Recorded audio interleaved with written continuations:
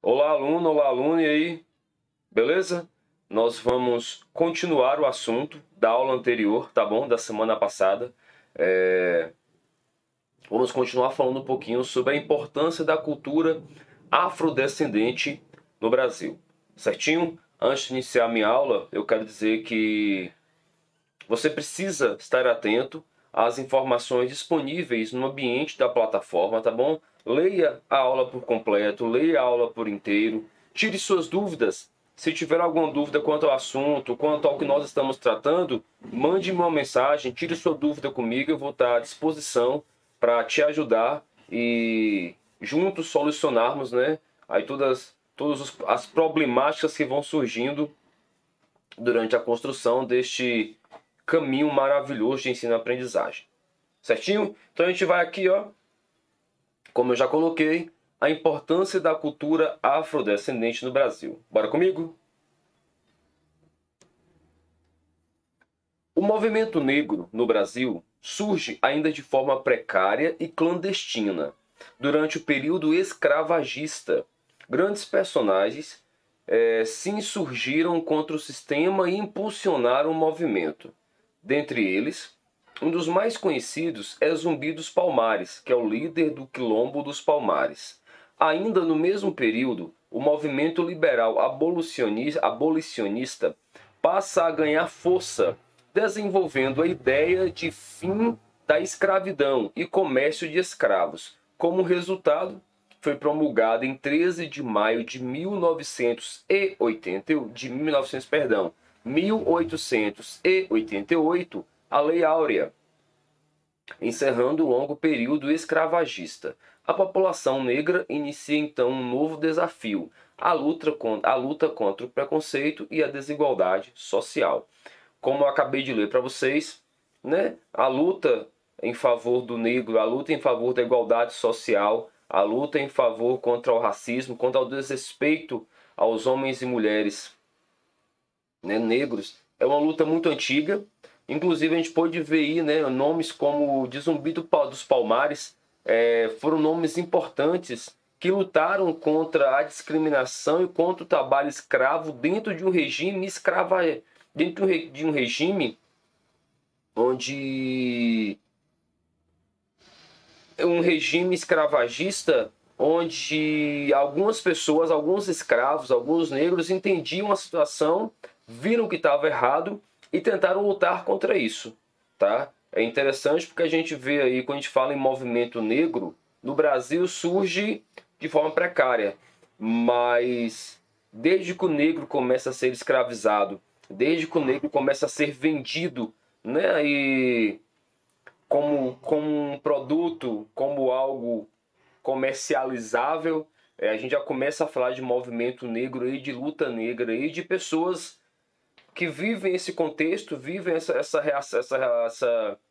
realidade e que começam também a lutar, né, contra esse regime escravagista, contra todas as maldades e intempéries que o negro sofria na época. Para reverter esse quadro de marginalização, no alvorecer da República, os libertos, ex-escravos e seus descendentes instituíram os movimentos de mobilização racial negra no Brasil, criando inicialmente dezenas de grupos, grêmios, clubes ou associações em alguns estados da nação. Em São Paulo, a agremiação negra mais antiga deste período foi o Clube 28 de Setembro, constituído em 1897.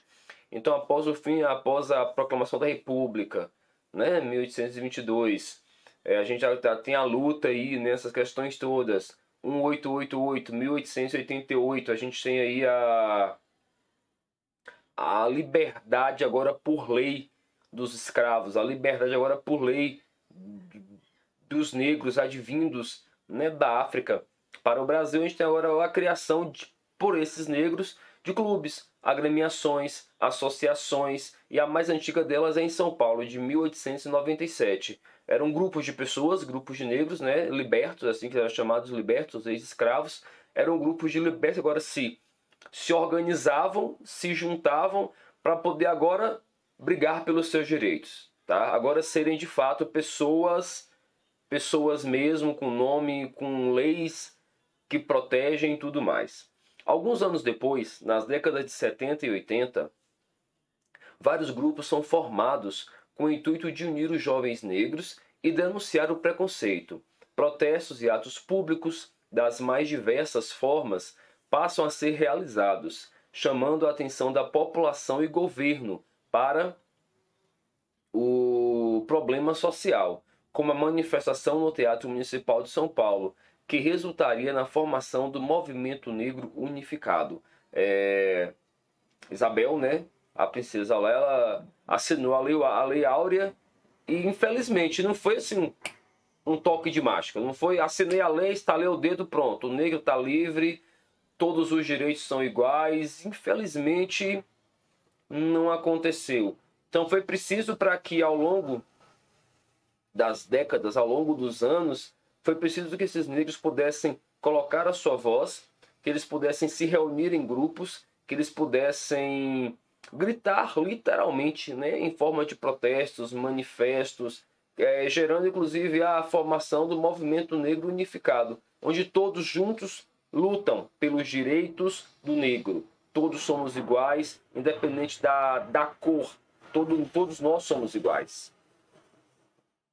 A Marcha Zumbi, já vimos quem é Zumbi dos Palmares, realizada em Brasília em 1995, contou com a presença de 30 mil pessoas, despertando a necessidade de políticas públicas destinadas aos negros. Como forma compensatória e de inclusão nos campos socioeducativos, com dados alarmantes do IBGE e IPEA, um decreto do presidente Fernando Henrique Cardoso instituiu o Grupo de Trabalho Interministerial para a valorização da população negra, tá bom? Então a gente começa agora aqui em 1995, né, nessa marcha zumbi, 30 mil pessoas nela. Eles pedem políticas públicas, né? Que nessas políticas públicas eles pedem que se possa cuidar do negro, se possa zelar pelos direitos do negro e se possa proteger o negro dentro dessa lei, tá bom? Nós ainda tínhamos um Brasil muito preconceituoso, um Brasil muito separatista, né? Muita separação ainda dentro. Não era tão forte como nos Estados Unidos. Nos Estados Unidos a gente tinha situações em que, inclusive, num ônibus, o negro não poderia se sentar se tivesse um branco de pé. Não sei se você sabia disso.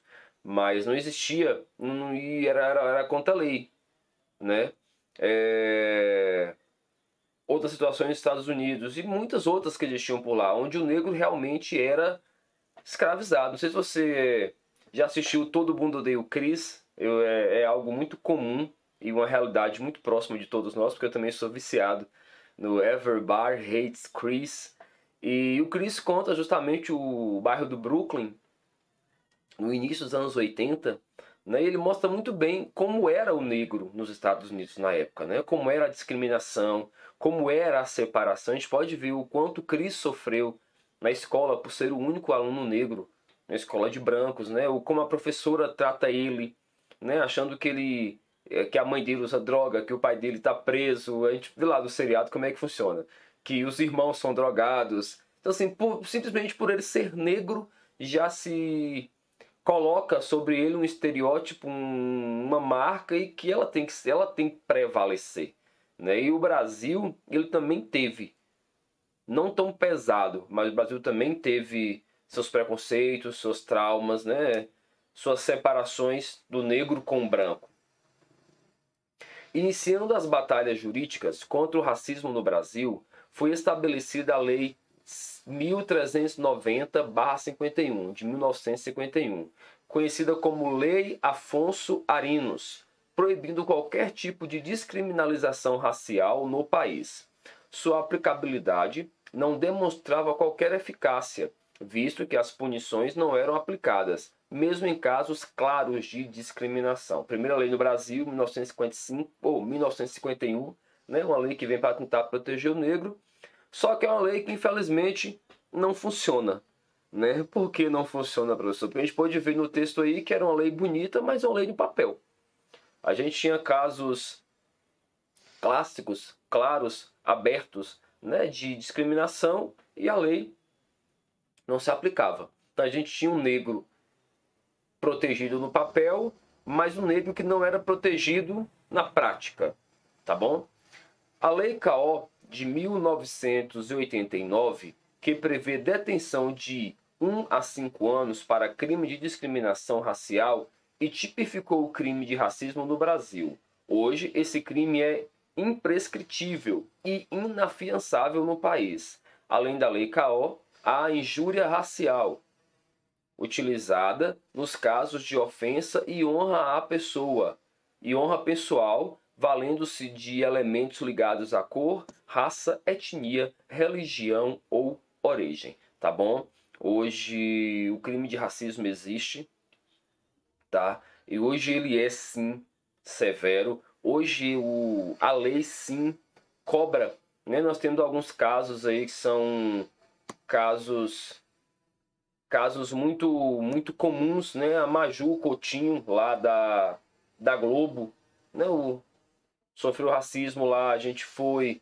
Então assim, artistas, jogadores de futebol que entraram no campo, jogaram banana, chamando de macaco. Então essas questões ainda existem. O preconceito contra o negro, contra o afrodescendente ainda é muito grande, ainda é imenso, mas a nossa lei hoje ela protege e ela faz valer o que está escrito, tá bom? Hoje, racismo é crime da cadeia e nos faz entender e perceber que nós precisamos respeitar a todos. A Lei 10.639/03, que é de 2003, que versa sobre o ensino de história e cultura afro-brasileira e África, que é africana, ressalta a importância da cultura negra na formação da sociedade brasileira. Hoje, por lei, nós precisamos ter uma disciplina chamada Cultura Brasileira e Afro-Americana, Cultura Afro-Americana, dentro da escola, tá? Aqui acho que vocês têm essa disciplina no 8º e no 9º ano, com o professor Pedro Anderson, se não me engano acho que 8º e 9º ano, que vocês têm essa disciplina, que é a disciplina de cultura, a gente chama de, a gente apelida carinhosamente cultura afro, né? De cultura afro brasileira. Com essa disciplina você pode estudar com mais propriedade a luta do negro, a causa do negro, não só no Brasil, mas no mundo em si, e os direitos que hoje, né, que hoje resguardam, que hoje dão segurança e tranquilidade para o negro. No caso da inclusão de negros no sistema educacional brasileiro, foi criada a Lei 12.711 de 2012, que determina a criação de cotas em universidades públicas para a população negra.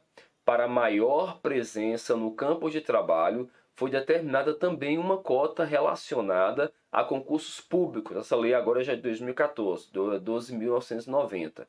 20% das vagas oferecidas nos concursos têm que ser destinadas aos negros. Professor, é preciso realmente fazer isso? Muitas das vezes sim. Tá? Muitas das vezes sim. Porque nós ainda temos um sistema um pouco preconceituoso, nós ainda temos um sistema que ainda julga um pouco, né, pelo que está vendo e não olha o caráter, não olha o ser em si. Então nós precisamos sim ainda desse tipo de cotas. Algumas pessoas são contra, dizem que é favoritismo, que é proteção. Algumas pessoas são a favor, mas o que tem que se pegar dessa lei de cotas, tanto para concurso público quanto para universidades, o que tem que se valer dela é que a gente chegou num ponto de sociedade em que, para que o negro tenha um lugar reservado em um lugar, a gente precisa ter uma lei que separe este lugar para ele. Eu acho que isso e neste ponto é desnecessário, tá bom? Nós demoramos para ter negros na política, nós demoramos para ter negros como professores, nós demoramos para ter negros cozinheiros, nós demoramos para ter... Então, assim, muita coisa muda. Vamos partir para telematurgia. Vamos partir para a televisão. Nós não tínhamos negros protagonistas. O negro era sempre o empregado, o negro era sempre o escravo, o negro era sempre o servo. Né? Quando veio aquela primeira novela, não me lembro o nome da novela, mas foi Thaís Araújo quem fez a protagonista. Que veio a primeira protagonista, né? Agora uma mulher negra, num lugar privilegiado. Então, assim, abriu caminhos, abriu portas. E nós precisamos aprender a fazer isso. Abrir caminhos e abrir portas. Os negros são alvos recorrentes de racismo, seja ele de forma velada ou explícita. Exemplos, infelizmente, muito comuns são jogadores de futebol, chamados de macaco em estádios, como eu já falei, mensagens ofensivas destinadas a atores, jornalistas e atletas negros por meio das redes sociais, como o caso nacionalmente conhecido relacionado à jornalista Maria Júlia Coutinho Maju, apresentadora de meteorologia do Jornal Nacional Rede Globo na época, e tantos outros fatos que ainda acontecem, infelizmente, no Brasil. Né? O nosso negro ainda é discriminado, o nosso negro ainda é desvalorizado. Nós já temos muitas pessoas negras em lugares mais privilegiados, mas porque lutaram, porque buscaram, porque estudaram, porque se formaram. Tá bom? O nosso Brasil já abriu muitos olhos, a nossa sociedade já está uma sociedade muito mais aberta a esse assunto. Tá? Nós já podemos falar hoje mais abertamente sobre a inclusão do negro no mercado de trabalho, sobre a inclusão do negro na faculdade, na universidade, sobre a inclusão do negro na cultura em si. Hoje já é algo mais comum de se tratar, tá bom? E só para a gente entender aqui, eu trouxe algumas leis, algumas coisinhas para entendermos que o crime de racismo ele é pesado, tá bom? O crime contra o racismo ele existe, a lei existe e ela está aqui para punir qualquer pessoa que faça qualquer comentário sobre o meu tom de pele, qualquer comentário que faça sobre o meu cabelo, qualquer comentário que faça sobre a minha religião, né? Nós podemos ver que a religião do negro é uma religião ainda muito preconceituada, né, em muitas partes do Brasil. Então tudo isso é protegido por lei e nós devemos fazer com que a lei aconteça da melhor maneira possível. Certinho? Se não entendeu a aula, volta lá. Assista mais uma vez até entendê-la por completo.